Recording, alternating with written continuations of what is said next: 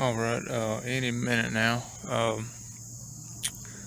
It's Saturday evening, about 4:47. Took about 15 minutes till the buck and doe came running through last time I was here, about a week ago. So we might have some action here. I was told that there was some dogs chasing the deer through here. I'm a little upset about that, but hopefully we'll get some action here. I have a deer camera set out for this spot, and it's loaded with deer. Just like last year, the deer were coming through like throughout the whole day. The last deer that I've got on here, I've got that 6-point that I shot, and then I have what looks like a 12-point on there, and he was here the same day that I shot the 6-point, but I shot the 6-point in the evening. He was there that morning, and so I'm back for him. But the does were going through here like every hour of the day, so there's a high possibility we'll see something.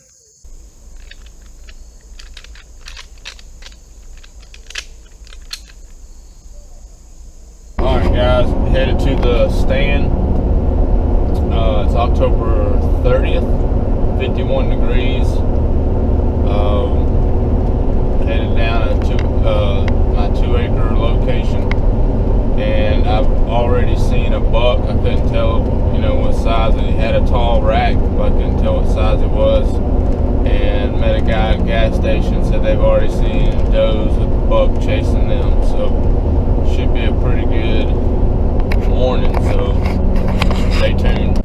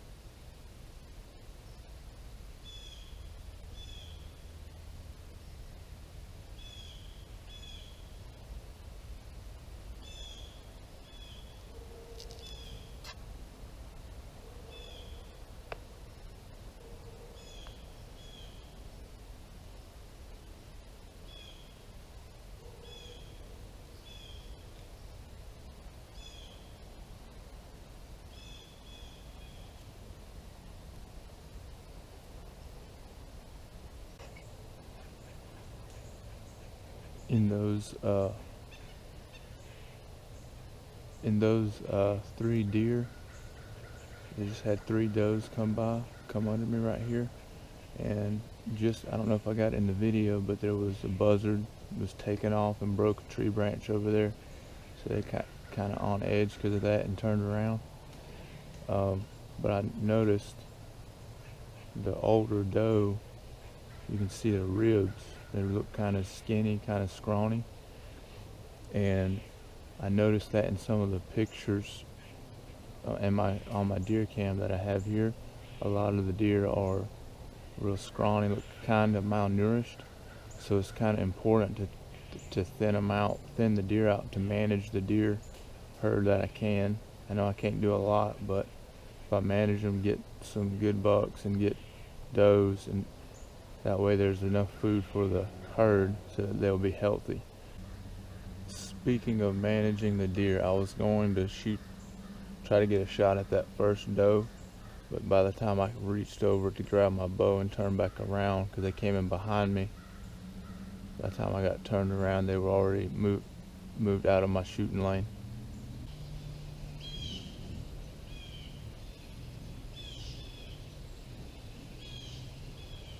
Alright, I guess this is it for the morning hunt. It's about 11:30. Saw those 3 does at 8 o'clock this morning, and nothing else come in. Looks like I got a storm coming in, but there's nothing moving. It's real windy. So I'm gonna start. I'm gonna get down. I found my arrow that I shot that buck a couple weeks ago. It's right there at the tree, right where I shot him. Went right through, straight through, and broke off in him.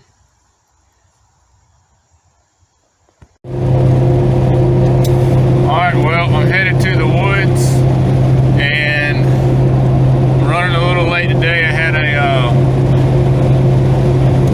Patriot rally to go to, and so I got back from that, and my truck, the heater core, is leaking, so it fogged up my window, so I can't drive it, so I'm driving the old MR2. So, see how that goes.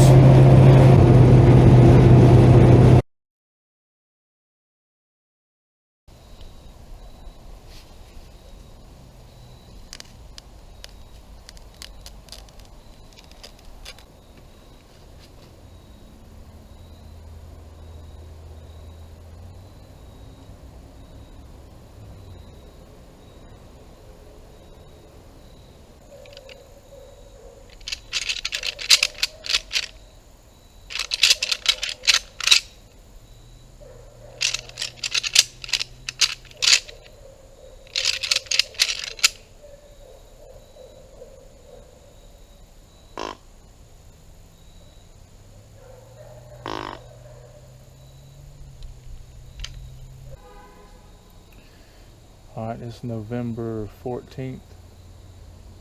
Another evening hunt. It's about 3 p.m. and I brought corn and set it out and resituated the game camera, and I glanced at the pictures real quick on the game camera, and the 12-point buck is still coming through. I didn't have any pictures of the 8-point, but the 12-pointer is still here, and he came through one night right at dark, just after dark, so he may come through here right in shooting time. So I want to give a shout out to Logan and Pops while I've got a free time here for the ATN optics here. Hopefully I can get you some good footage with them soon. Daytime and nighttime binoculars. Logan and Pops in Spartanburg, South Carolina. That was funny. Squirrel almost jumped on me that time.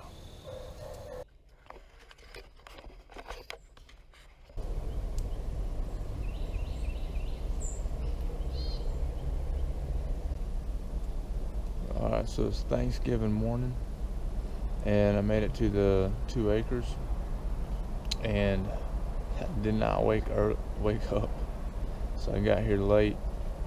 I got here about 7:30 and got all the way to the tree, then realized I didn't have my footing, so I had to go back to the truck. So I made it up in the tree at 8 o'clock, and I haven't seen anything yet. I didn't spook anything. So it should sit all morning. It's 30 degrees. So it's everything's working out good so far, except for me not making it on time.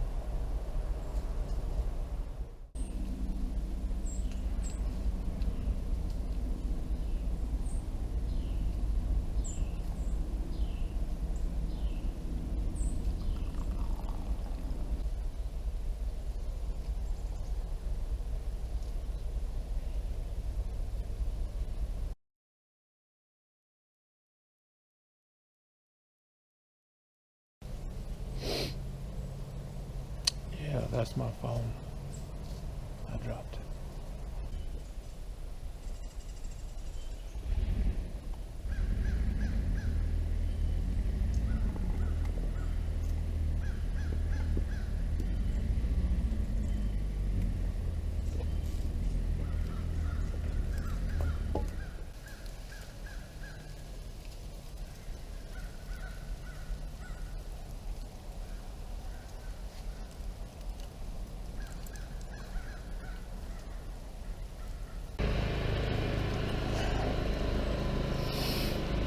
Well, it's 11:30